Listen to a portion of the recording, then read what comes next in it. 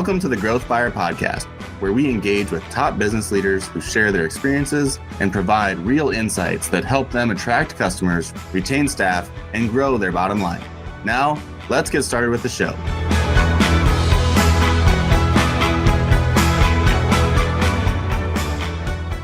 Hi there, I'm Kevin Horrigan, host of the show, where I feature inspiring business leaders from various backgrounds and industries who are willing to share their stories and insights. Today's sponsorship is brought to you by Spinutech. So Paul, here at Spinutech, we help middle market and larger companies get more leads. Paul, who doesn't want more leads, right? At Spinutech, we take an end-to-end digital approach, starting with your website and making sure it's the right aesthetic appeal and convincing content to convert your visitors into action. And then we look to all of your digital marketing campaigns, such as search engine optimization, paid search, organic and paid social media, email marketing, and more. With the correct website and optimized digital marketing campaigns, we help our clients attract new qualified leads, accelerate existing leads to become new clients, and ultimately help those customers grow. Spinutech, thank you so much for your sponsorship today. To learn more, you can go to www.spinutech.com. That's spin, the letter U, tech.com. Well, today's guest is Paul Mathews. Paul is the Executive Vice President and Chief Operations Officer at Sunnova. Paul was appointed to this position just a little earlier this year after demonstrating excellent leadership as EVP of Service and Supply Chain. Paul is an engineering executive, operational strategist, and transformational business leader. His past business experience combines records of success and expertise in constantly achieving record growth for companies around the world. He excels at driving global operational efficiencies and reducing costs, working effectively across borders and diverse cultures to solve complex problems and delivering innovation. Paul, welcome to the Growth Buyer Podcast. Thanks so much, Kevin. I'm happy to be here. Yeah, super excited. Paul, before we get started today, I want to give a shout out to your team member, Ryan Bechtold, who helped get us introduced, and also give a shout out to Robin Masharka, a shared LinkedIn connection from our shared time in Erie, Pennsylvania. That's right. Thank you. Thank you to both Ryan and let me give a shout out too. Thanks. Yeah, absolutely. So Paul, our audience will be curious. Can you tell us a little about yourself, where you grew up, where you went to school? What did little Paul want to be when he became big Paul? Maybe tell us a little bit about that. Yeah, sure. So I kind of moved all over. I started and I was born right outside of Chicago in a little corn town called Kankakee, Illinois. We moved from Kankakee to Baltimore to a town called Gaithersburg, Maryland, that's just outside of DC. And I ended up in Pittsburgh, Pennsylvania, where I attended the University of Pittsburgh, and then a little bit later on got my MBA at the University of North Carolina. What did little Paul want to do? Well, that's interesting. I think very little Paul wanted to be a marine biologist. Wow. And, I was obsessed with the ocean, and the idea that was always trumpeted in my household and in the books that we would read is that we knew less about our ocean than we knew about Mars. Right? Yeah. So it just fascinated me. As I progressed through high school and had some harsh conversations with my dad about being a marine biologist, I started to think a little bit more about law school. And that led me to the University of Pittsburgh, where I started to pursue studies in information science and legal studies. And after that, as I was in kind of the technology space, that's when I got my first internship at a company called UPS. Yeah. Yeah. And so get an internship at UPS. I kind of know what happened next. So tell us a little bit. So what happened with that internship and where did it go from there? Yeah, that internship turned into a full-time position. And I ended up spending the next 19 years at UPS in various roles at the organization. Prior to coming to Sunnova, I left UPS as the president of engineering there. Wow. That's fantastic. And so talk about your journey. There's a lot of growth there. You're there for 19 years, started as an intern, finished very high on the totem pole. Can you think about anything in your journey, Paul, about what maybe, what opportunities you had and how you pursued those opportunities and how you took this internship that turned into a 19-year career and continued to grow in that journey? Sure. Yeah, I mean, UPS is a fantastic organization, and it's also a very large one, which provides a lot of unique opportunities to do a lot of different things. I think in 19 years, I had 22 different jobs. Wow. And so what I would say is, I mean, that's a big part of it. I learned very early on, due to some mentorship and advice from some of my early managers, that you wanted to think strategically, you didn't want to think all about the next promotion as much as you wanted to think strategically about the tools that you could put in your toolkit. Sure. And so, right. And so, as a result of that advice, I really started to think very strategically about what would make me the most versatile partner at UPS.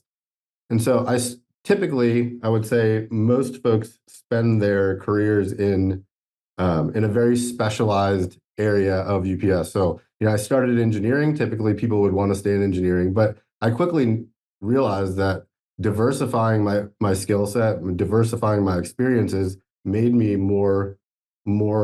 it put me in a position to open more doors. Yeah.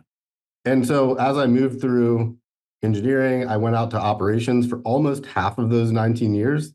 I think we were speaking briefly before the podcast about my time in Erie, Pennsylvania. I spent a lot of time in Western Pennsylvania in operations. And then I was able to, because of all those diverse experiences, I was able to take a role overseas in Singapore, and I spent 4 years there. Came back from Singapore to Miami, moved to Atlanta. And it really got me not only the opportunity to work with people from all over the world and find inspiration in all these different cultures, but also the opportunity to continue to grow with the organization. Yeah. That's phenomenal. So 22 different roles in 19-year career span, lots of growth over there, multicultural, all that type of stuff. Paul, in that journey, was the opportunity to go from engineering into different areas of operations and things of that nature, was that someone saying, gosh, this guy Paul's pretty special, let's coach him to kind of move around? Or was that your curiosity? Or how did it go from going in an engineering side and crossing so many different paths and 22 different roles in 19 years? Yeah, so it's interesting. I think really when it started was, as a young engineer at UPS, your job is really to go out to, quite often, really seasoned UPS veterans running operations, and they would say, tell them that they're doing things wrong. I would say, help them do things better. And I started to realize that there was really an art and science to this, right? It's not, you can't go out and tell people who have so much experience, you don't want to, that they're doing something wrong. It's really trying to figure out how to create a relationship, and then ultimately come to mutually beneficial agreement around how the operation will continue to improve. And I found very early that taking that approach really helped craft relationships with some key individuals that ended up requesting me to come join their operations, right? And then from there, it just the wheel kept on spinning. I continued to make more relationships, meet more people, and that's ultimately how I ended up, all over the world, which was a huge blessing. And then as the president of engineering. Yeah, that's so phenomenal. So let me ask you a different question. So you've built relationships with these people who eventually, hey, Paul, would you ever want to consider coming over here? And then someone else asks you that same question, and then someone else asks you that same question again. How do you tell the person who asked you that the last time that someone else has asked you to go do this? How does that go down?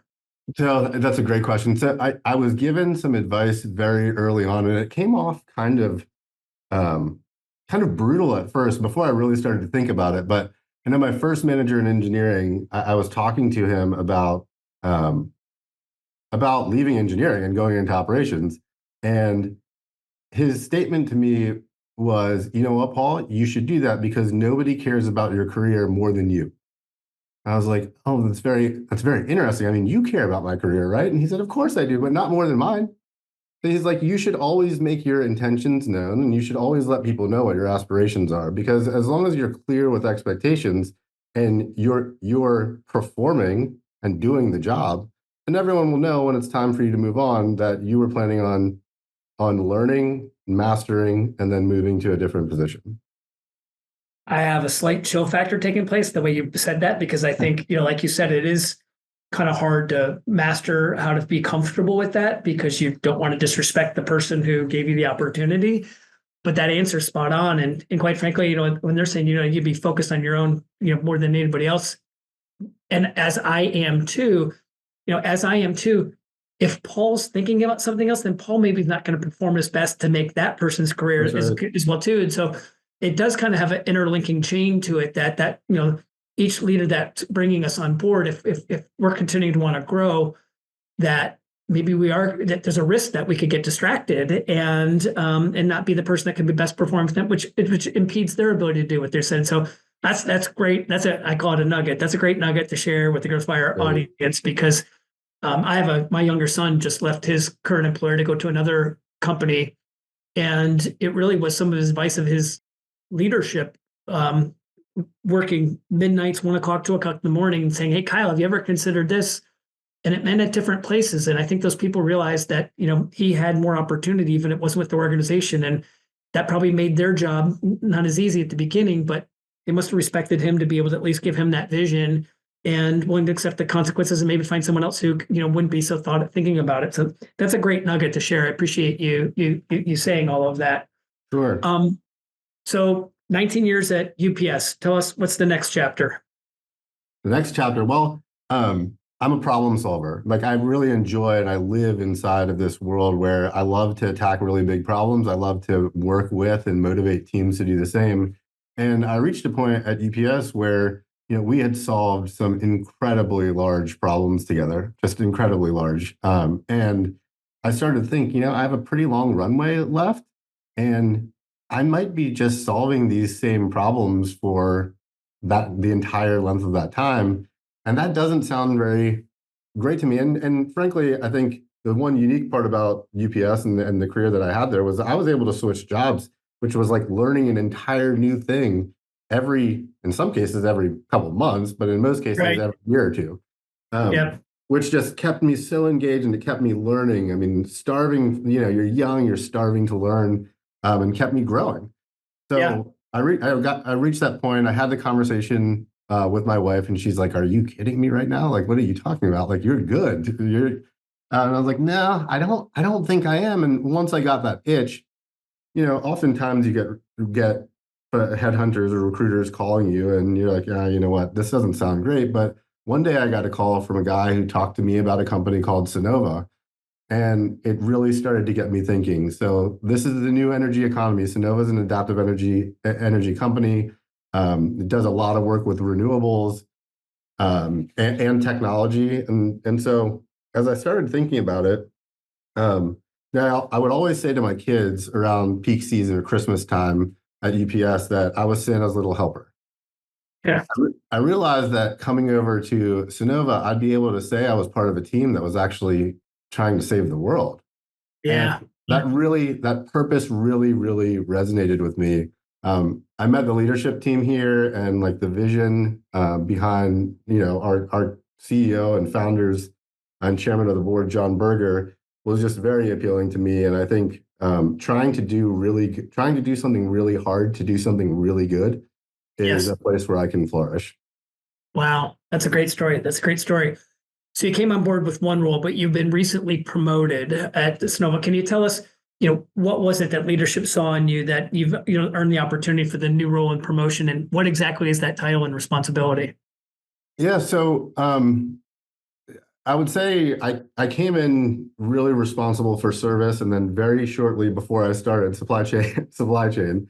But like I said previously at UPS, I was given the opportunity to do so many more things that I knew coming here, I could likely take on additional responsibility, and I would likely have had experience doing a lot of the responsibilities that were given, right? So came in the door. We went through the service organization and made some pretty significant improvements. I mean, the S in UPS stands for service, so I had some experience there. We did a lot of development in terms of technology to increase efficiencies with drivers, to increase efficiencies with inside operations. So I just came here and kind of started writing the book of making those operational improvements here, and it went really well. The team here is so bright. They're just brilliant people working really hard to do something really difficult, and really to change the energy landscape, and tapping into that, and being, I think, I would say, humble enough to know that I didn't know what they were really trying to do, and like comfortable asking questions, just gave me an opportunity to learn very fast, and then make some pretty significant improvements to our overall service organization. So I said I was very clear with John, my boss, that I really like solving problems. So as soon as that one was relatively solved, I don't think it'll ever be completely solved. It'll always have room for improvement, right? But he was like, hey, how does procurement sound? And then it was, how does customer care sound? And then it was, how does software and business technology sound? And how does QA/QC sound? And how does fulfillment sound? So we ended up getting into this kind of arrangement where, if he was seeing problems somewhere, he would say, hey, Paul, do you think you can handle it? I'd say, give me some time and let me go figure it out. Let me meet the team. Let's make sure we got the right people in the right seats, which in the most cases they did. And let's get after it. So, over and over again, the folks here that I work with have demonstrated just this resilience to just fight through problems and get to the root cause and solve things with root cause analysis has been incredible. And awesome. that has been the journey. And then I was fortunate enough to get that additional title earlier this year. Yeah, that's fantastic. I mean, it sounds I'm sure when John comes, hey Paul, what are you thinking? It's like, okay, here comes another opportunity. Yeah. Well, he'll oftentimes say, look, I don't want you to get bored. Yeah. Like, yeah. There's some truth to that, John. So just keep them coming. That's awesome. That's awesome. So I'm going to switch gears on you and say, so you've been taking on all these new initiatives. Can you talk about the outcome of all of this and how it's positively impacted Sunnova? What's the outcome of all of this? Sure. Yeah, I mean, in the service area, over the course of 9 months, we reduced our service backlog by 74%. So just by really applying, frankly, industrial engineering best practices, we were able to identify significant inefficiencies in the way we did everything from scheduling to dispatching to tooling. And I brought some people along the way to kind of help me with that have had experience at other companies doing the same thing. And that dramatic impact took care of so many customers faster. I mean, the wait time for work orders was pretty significant. The last thing you want to do is have a relatively expensive investment in your home that's supposed to be powering your house, not do that. Yeah, exactly. This isn't like having a package delayed by one day. This is like if your power goes out, there's a problem, right? Absolutely, yeah. So that reduction was a pretty significant impact. I mean, our time to close improved by 94%. So we've been able to demonstrate in particular markets like a 24-hour response time, which is frankly unheard of in the industry. And this team was so motivated by it that their ability to take a challenge and run with it is just as evidenced by the results that they were able to contribute to the organization. The rest of the company, I think the software and business technology team, which we rebranded from IT, has made a complete 180. I think I began working with them in February. We talked a lot about a scaled agile environment. We weren't in a scaled agile environment, so we converted the entire process to scaled agile. Our system uptime is at 99.9%. Our ability to deliver on projects and expectations is in the low 90s.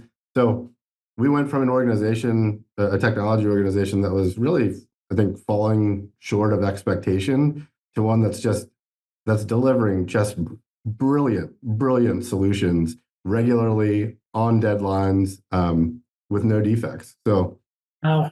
It's been an incredible journey, really. Yeah, and remarkable. I mean, that's fantastic. I'm going to change gears with you and go for another topic. The hot topic of 2024 seems to be AI. How are you and your team embracing AI, and has it had any impact for your company, your clients, your coworkers? Yeah, I mean, I think there are very few places where I see AI not being applicable, right? I think that it's evolving so fast, and its use case is so diverse that I think everyone could stand to take a look at it if they're not already. There's probably an edge case somewhere that I don't know about that doesn't make sense in, but yeah, we absolutely use it here. In fact, part of the reduction in backlog and the improvement in days to close was the implementation of an AI-backed optimization software that really took a look at that we designed and customized, that took a look at both distribution of work orders, urgency of work orders, because if you have a panel that's underproducing versus a roof leak, right, or a safety issue, they're different. Sure. Right. So the urgency of work orders, the skill set of technicians, and the equipment available on technicians' trucks, and then puts them in a sauce, works out its algorithm, and then spits out the most efficient way to dispatch those technicians every day. I mean, that's one application. We're using AI to QA all of our customer care calls. So really as a way to validate the proper things are being told to customers, to understand how our agents are communicating with customers, and then to look for trigger words that we can proactively address should we need to, right? Sure. In our QA QC process for installations, we also use AI to detect things like part of our commissioning package requires pictures of the system. So you imagine this, prior to implementing this, we had like really skilled engineers clicking through 100 pictures to validate that none of them were blurry and you were able to see everything. And the amount of time that takes is just ludicrous. We're paying for an engineer, not a person to click through pictures, right? Right. We developed a technology that actually combed through all of the pictures and determined whether or not they were blurry and they satisfied particular requirements. So that's just a few ways. I mean, we're constantly trying to think of new ways to see application. Yes. And so I think we'll continue to evolve in that space. It's had an impact already. It will continue to, and it will likely grow. Yeah, those are some amazing use cases of using AI, and we've heard you quote the stats of how much things productivity things have improved. So that's pretty impressive. Paul, I've got two more questions for you. First is one of the things you and I were talking about earlier in one of our discussions, but we both benefited from having mentors. Can you talk about how mentors have helped you in your journey of growth? Oh, absolutely. I mean, I remember my first parent-teacher review where, for whatever reason, we were actually present. It was in third grade. My third grade teacher, that the things that she said about me really, I think at that point helped me start to realize that I had potential, which was incredible. I mean, growing up through high school, between lacrosse coaches, soccer coaches, really just honing in on my, albeit not great, skill set, but at the very least they knew I could work. But I think professionally, certainly, my mentorship started at UPS. And that was really about, I mean, I can give you a quick story. I remember we had our next day airplane came in late. And of course, I started, a few months ago. I'm young, I'm hungry. I'm like, I volunteered to go drive this next day or wherever they needed me to go. So I was in New Stanton, Pennsylvania, and they asked me to drive to Uniontown, Pennsylvania to meet a center manager at a Get-Go gas station to drop off this next day air. I was supposed to be there at 10 o'clock. Don't be late. Got it. So I pull into the gas station at 9:59, and I walk over to the manager at 10 o'clock, and he looks at me, and he goes, "You're late." And I looked at my watch, and I said, no, I'm not late. You said 10 o'clock. I'm here at 10. He goes, "Have you ever heard of Lombardi time, son?" I said, "No, I haven't." He goes, "Well, if you're not 15 minutes early, you're late." And one, I'll never forget that story. It completely changed my approach. But two, that my reaction was like, "Oh, thank you. I'll never do that again." That manager and I ended up becoming very close, to the point where my wife and I would go to his house at Deep Creek Lake in the summer to vacation with him and his family. Awesome. But throughout the course of my career there are so many stories like that have helped not only create those relationships and those bonds, but also helped me learn, grow, and then move on, apply those skills to the next position that I was fortunate to receive. That's a great story. Was that the first time you ever met that person? First time. First time. There's the old saying that nothing like a first impression, right? That's right. So, he would tell you that he could see that I was really enthusiastic, but he could also see that he needed to break me down and build me back up. Yeah. So that's what he did. Wow. But you know what, though? I had a friend of mine tell a story about in her last career, she led human resources for her company, and the VP of sales, she just didn't get along with at all. Just really just thought, person has a big ego, always pushing and driving real hard, and just always just difficult to work with. And after she exited the business, she realized he's that way because to be number one in the industry, you had to be that driven. You had to, you had to be that way. And it wasn't he didn't like her, and it wasn't he wasn't respect for her position, but for him to be successful and him to earn the trust of new clients, he had to prove that his company was more qualified, more hungry, more competitive. And if he wasn't that driven, their company probably wouldn't have been so successful at winning new customers. And like you, after she had a chance to get to know this person, they became their best friends and went on vacation together and all those types of things. But the first impression is, gosh, this guy's pushy, he's rude, he's demanding, and all these types of things. And what she realized is it took that kind of commitment to be able to be at the front end of the stick when it came to winning new business. And it wasn't personal. It was just a commitment to differentiate their company from the competition to be so successful in what they did.